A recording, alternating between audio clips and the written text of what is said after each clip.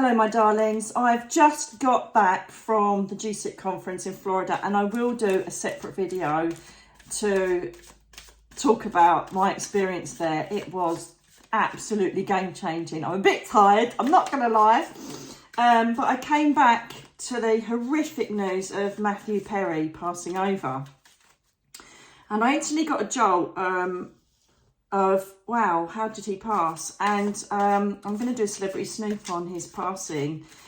I don't know a lot about him. I only do snoops on people that I know, obviously know because he's a celebrity, but I don't really know the ins and outs of his life. Obviously, I know he was Chandler in Friends, and I really haven't followed him. And I know that some of you are going to go, what? But I've never really seen the full series of Friends. I've seen, obviously, random episodes, but I've never sat down and gone through the whole seasons.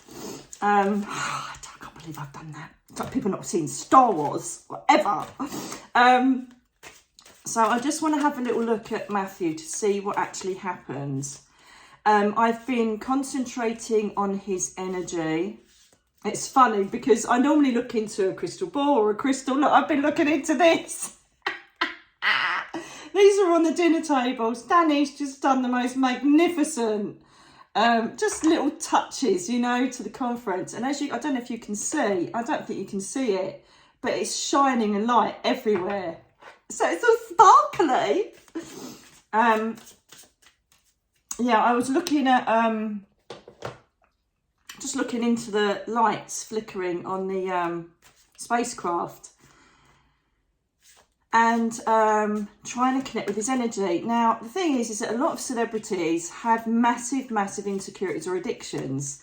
I kind of work with a lot of celebrities, and it's not a negative thing at all, but a lot of them are young souls, and they crave the attention of the public, and they rate the love for themselves by how much people love them. And if they're out of the spotlight, or they don't get a deal for a while, they kind of go downhill dramatically, and it's all part of the young soul's experience. That's why most of them go home early. Yeah, it's true. I feel with Matthew, bless his beautiful heart, he gave us so much laughter and love and comfort during Friends, but I don't feel he gave it to himself. I also feel exceptionally emotional around his passing and his life. It wasn't just his passing that was a tragedy. I feel, and please, if you know about him, if you followed him and you know about his personal life or whatever, then please fill in the blanks, like we did with Russell and other people. I just don't know. But I feel that he didn't live his life completely present. I feel that he battled, I'm going to be totally honest with you, because I keep it real. I don't know if I've read in the past that he once took drugs or something. I really don't know. I'm purely going organically because I know it interests you, my perception and my psychic intuition and my impressions of a celebrity that's passed. And this is the thing, people have asked me to do for people like Elvis, but I know all about him, because I loved him and my mum loved him. And so I really want to go with people that I don't know a lot about personally, if that makes sense. So I feel like he was not present most of his life. I feel that he never felt good enough from a child. And I don't think he was exposed to real horror, but I just feel like he had an addictive personality. So if there was anything, thank you, if there was anything, I don't even know if I need the cards, to be fair.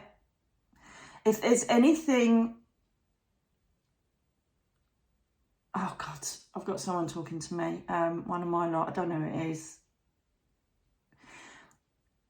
So he was trying to heal his physical body. So I don't know if he had pain, but he also had pain spiritually and emotionally. So he was dealing with 3 dimensions of heart-rending pain that went on for years, okay? I'm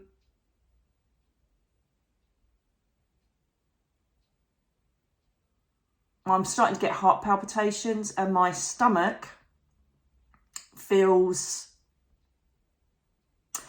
Do you know when you feel bloated or you've got sickness? I know all about that from Cape Verde, but it's another story. But do you know when you like your stomach feels on fire? I don't know if this is from alcohol or drugs, but my stomach, my whole area from my heart to my stomach around that area feels wrong. So I don't know if this is what took him over. I know because someone went, oh my God, Matthew Perry's been found drowned. So I know he drowned. But then I have not wanted to look at anything else so I could do this completely fresh for you. It's obviously got to be swimming pool, hot tub, bath, isn't it? Because as soon as someone told me, I think it was Darren that told me, I saw Whitney Houston. So these are the two conclusions I'm going to come up with psychically, is that either I feel that his body went through absolute hell through addiction. Yeah, that's right. Because so either his body just at that given time when he was in the water just went, forget it, and something bled or there was an aneurysm or something just gave out and said no more. It's either that or his heart just stopped and he went under. You know, it's just like I feel like he didn't even know he went under. So either he literally passed and slid under, or he was so intoxicated or so full of drugs that he had no idea, he just slipped under. It's exactly the same energy I feel that how Whitney Houston passed. Okay, and I've got to say, on a spiritual level, and I think he might have, I don't know if he hit his head or not, because I've just got pain or something in my face. But I feel like on a spiritual level, this is an absolute release for him. I feel that his life, despite the way he acted, and I used to look at him sometimes, I think, you're haunted, mate. You just, you know, you're a brilliant actor, but you're haunted. There's stuff going on that you just don't want to deal with, and you just have to, I don't know, self-medicate, escape, try anything to get rid of this pain that he was going through. God bless his beautiful heart. And unfortunately, it comes to a stage where the physical body just can't take it anymore. And I do feel on a spiritual level that there's a sense of relief. And I know that he's mostly waken up now. I thought, thank Christ for that. I'm not in that body and in that you know, that mindset of addiction anymore. Do you feel there's a sense of relief? It wouldn't have surprised me if he'd tried to take himself over in the past, or he just didn't give a shit because he just wanted the toxic way of life that he had to end. You know, he wasn't a rock and roll, you know, sex, drugs, rock and roll person. I don't feel that. I feel that he just was so horrifically addicted to substances, and I think anything, you know, I've just asked what was he on, and it's like anything he could grab. Do you know what I mean? And I think also it's not so much, I don't know if it's recreational drugs and like painkillers. You know, like it reminds me of, I've just got a flash of, have you seen the film Painkiller on Netflix? And I just got a flash of that title. So I don't know if he was also addicted to painkillers as well. But it just seems weird. But it just seems that he just was never happy. He was always in pain. So ordinarily, I was going to start putting a camera over my shoulder so you could see the cards played. But do you know what? I've literally still jet lagged. Look, I haven't even put my makeup on. I was going to say, right, new start now. New start. Because of all of these beautiful new subscribers and followers, and that obviously Alex Ferrari, God bless him. I will never, ever, ever stop thanking him. And the GSIC conference has kind of boosted me out there again. And so I thought, right, I'm going to do very professional videos. I'm going to put my makeup on. I'm going to make sure that I hang a cap. Oh my God, do you know what? I've got hundreds of emails to get through. So I just thought I need to do Matthew to give him some justice, and just to kind of show you what I feel that's happened. So let's have a look. I'm going to do the Celtic cross spread. Okay, so at the moment, I'm going to look at the present situation he was in. Okay, before he passed, I feel like he spiritually was trying to find some sort of higher power to help him. Okay, I feel like when he was in front of people, he was a very kind of tried to be happy and content. He didn't want to bring people down, you know. He's not one of these, as I say, sex, drugs, rock and roll, and yeah, I'm this, and so put up with me because I'm famous. He wasn't that sort of person at all. Very friendly, loving guy. He just could not stop taking the stuff that was killing him. I do feel spiritually he was trying to, as I say, find higher power. So I find him in a spiritual arena during this time of him like talking to a higher power or trying to connect to say, help me. That's the feeling I get with him there. However, the problem is he did need money. So the Page of Pentacles is very focused on money. Now, I feel like, I don't know if his addictions cost a lot of money, or he needed to focus on making sure that money came in. So he was a mixture between, I feel that he wanted to just kind of escape and try and find something that was going to help him spiritually with the power of the High Priestess, and he was dragged down because he needed materialistic support and money and security. Very insecure man, bless his heart. And I just feel like he was ripped between the two. Very tall man in all way, shape or form. The overwhelming energy around him at the time, he was kind of acting a lot more belligerently, perhaps. Even though he was a kind, loving man, I think he noticed that under the influence of any alcohol or drugs, he kind of said things he regretted. So there's a lot of element of him being in an energy of regret. Okay, the Five of Swords is basically, well, you can see, look, he's basically gone too far. He's picked battles that perhaps he should have walked away from. People, I feel, tried to intervene. I think one of the things would be, my God, you know, where was everybody? Did they try and help him? And I feel like if there was any interventions, he'd just tell him to go do one. I think, you know, people did encourage him to go to rehabs and things like that. I don't know if he ever did go, but I just feel like he was in an energy of, I've upset so many people, and he really didn't like himself. He really didn't like himself, but he tried desperately to be the best person he could to everybody else. But he would not like interventions. He would pay lip service to people that wanted to help him. If it meant that he could get royalties or, you know, get some sort of monetary gain for it, purely, I think, to fund his lifestyle. And I feel like he upset a lot of people, and that weighed heavily over him. I feel that he said things that he really wanted to pull back from the past, and I feel like the way he behaved in the past and the way he was, I feel like he really regretted it. He was in a massive stage of self-hate inside, and I don't know how many people was aware of that, but he was. He knew he'd gone too far with lots of people and relationships and people that he loved. Now, this is the subconscious. This is the under, you know, so as above, so below. So this is kind of what is consciousness, but subconsciously, he was looking for some sort of balance, some sort of justice.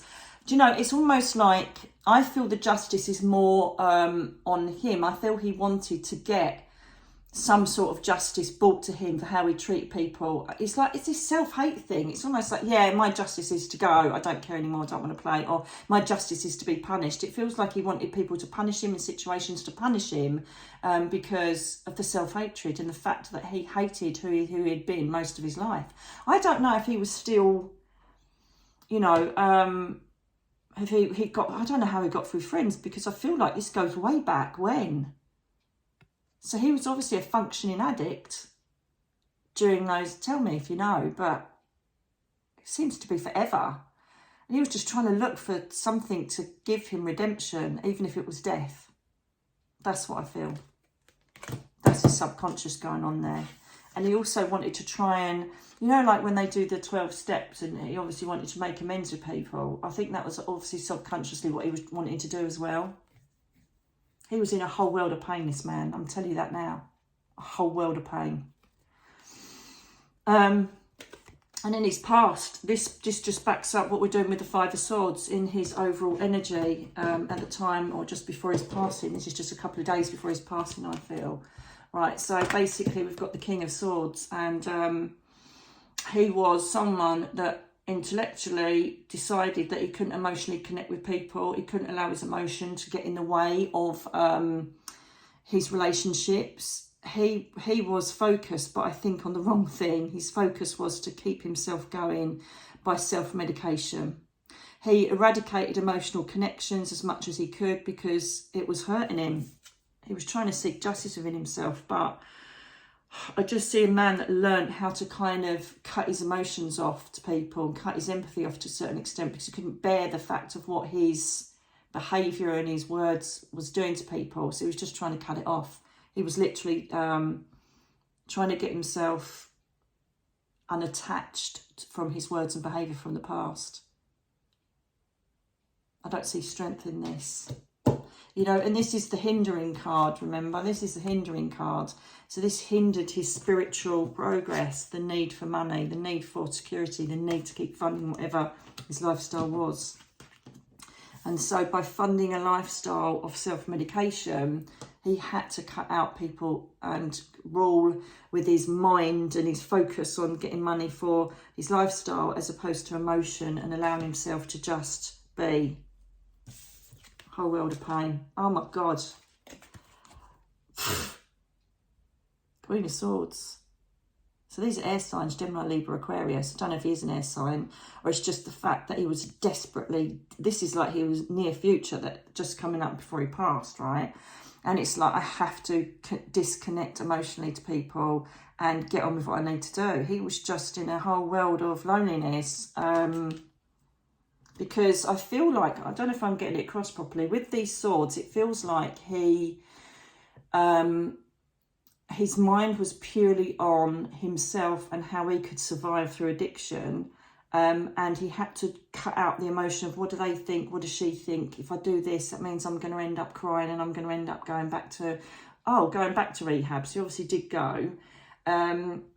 Or they're going to do it. So he just literally needed to stay focused and decide how much interaction he had with people, because he just was so sick of hurting them by being a failure, by going back to, so he obviously did try to stop, going back to the addictions and letting people down.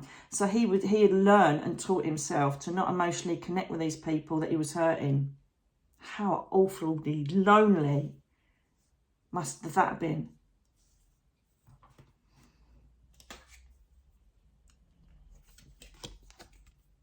He was juggling money all the time. You know, rob Peter to pay Paul. I don't know how much his habits were costing him, but he was always trying to juggle his money. I don't know if he even went bankrupt, or he had enough. I suppose he had enough from friends, didn't he? I don't know. But he was constantly juggling money. He must have spent a fortune on self-medication, because I keep getting intellect, spirituality, like higher power, trying to believe in a higher faith, perhaps through the 12-step program, I don't know. And then we've got him, but I've got to have money, I've got a budget, I've got to do this, I've got to do that, I've got to spend it, blah, blah, blah. It's just, he's so torn between spiritual, emotional and physical, like material. It wouldn't surprise me if he did take himself out, because this is just intolerable. And all the while, he just wanted to try and find something that would help him. Some higher power to create some magic.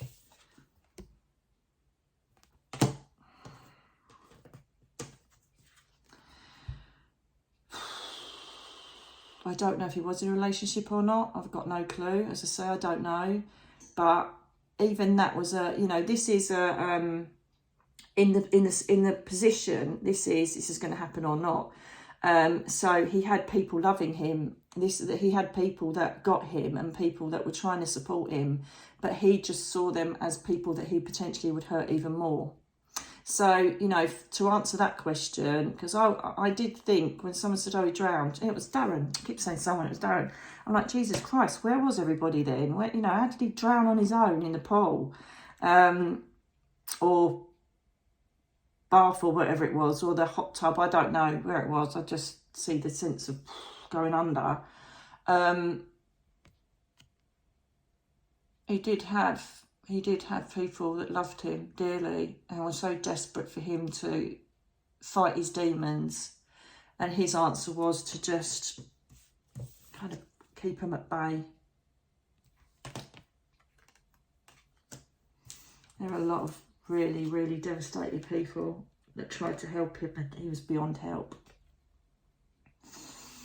And, you know, hopes and fears. His hopes were that he would move on from this staticness. He really did not like who he was. He didn't like his addictions. He didn't like the fact that he was so clinically addicted to many substances, whatever he could grab, basically alcohol, drugs, painkillers, whatever.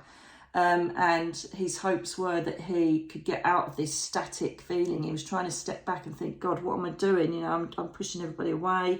I'm disconnecting with people just to feed this drug. It's almost like it seemed like my precious, you know, with The Hobbit, you know, the Lord of the Rings. You know, it's this kind of feeling of the addiction was his precious and there's just nothing could stop it. And his hopes were that he would get out of this static situation and that he would be able to move on and change his life, you know. Look at the likes of Robert Downey Jr. and people like that, and I feel like he was aspiring himself to people like that, to think, yeah, I can do this. So there was a certain element of that, but they were his hopes, but he just remained stagnant in this ever moving loop of try and come off, yeah, I'll try for everybody else, bang, I've really pissed everybody else off again because I'm back on it. He pushed it all out to everybody else. You know, he was worried about everybody else to a certain extent, and so he thought, well, I now need to draw it in and just like seek my own truth. My own truth is I want to be an addict and I don't want to keep upsetting people, so I'll just like push them away from me. They couldn't reach him, and you know, friends, family, fellow actors, you know, they mostly feel guilty, but there's nothing they could have done. There's nothing they could have done to stop this train running its course. It's just no way. Bless his heart. And the outcome, abandoned, feeling left out in the cold. Money was an issue as well, most probably at this stage, I don't know, because he was funding such an incredibly expensive habit, I would assume. So there was a victim mode going on there as well, because he knew that he was creating his own downward spiral. And this is his outcome, just being left out in the cold. Some people just couldn't do it anymore. They couldn't cope with it anymore. And so he would then go into victim mode, like nobody wants me, nobody, you know, wants to help me, nobody wants to do this. And then the next thing it'd be, well, fluff them, you know, my F word is fluff them, I don't need them, let's cut the emotion out of it, I don't want to rule with my heart, my head says that I'm doing this and that's it. And that's when the addiction demon came in and said, fluff everybody else. Do you know what I mean? It's just whole confusion everywhere. But there's a lot of money cards come up here in the Pentacles, unless he was an Earth sign as well, which is Cancer, Virgo, Taurus, Capricorn. He was like a chameleon, you know. Sometimes he was really funny and nice and great, so he could keep people at bay and they think, he's all right. Other times he was like, I hate myself and I just want to die. Other times like, I really need to try and find my higher power. Another time is fluff them, I'm good, I'm going to get on with it and I'm not going to let them tell me what I need to do. Then it was anger, then it was feeling sorry for himself, then it was pure pain. He was just a chameleon of pain. He was just a chameleon of pain. And then, you know, I've just done a clarify. He did want to try and start again. He did want to cut out the negativity from his past. He did want to get his head around his life. But he couldn't do it. He couldn't do it. No matter how much he fought, he was just fighting a losing battle every time. Every time.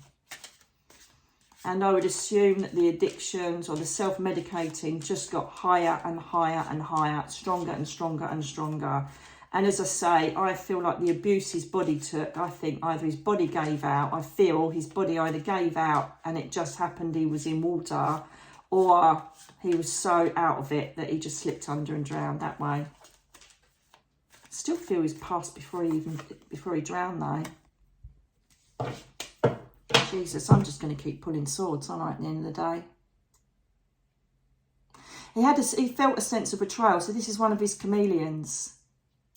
I'm going to call this a chameleon of pain, because he did feel that he'd been betrayed by people, let down by people, and that was a victim mode he sometimes put himself in. They've all let me down, they've all stabbed me in the back, I can't help it, I'm trying to help myself, you know, the victim mode one. But you know what?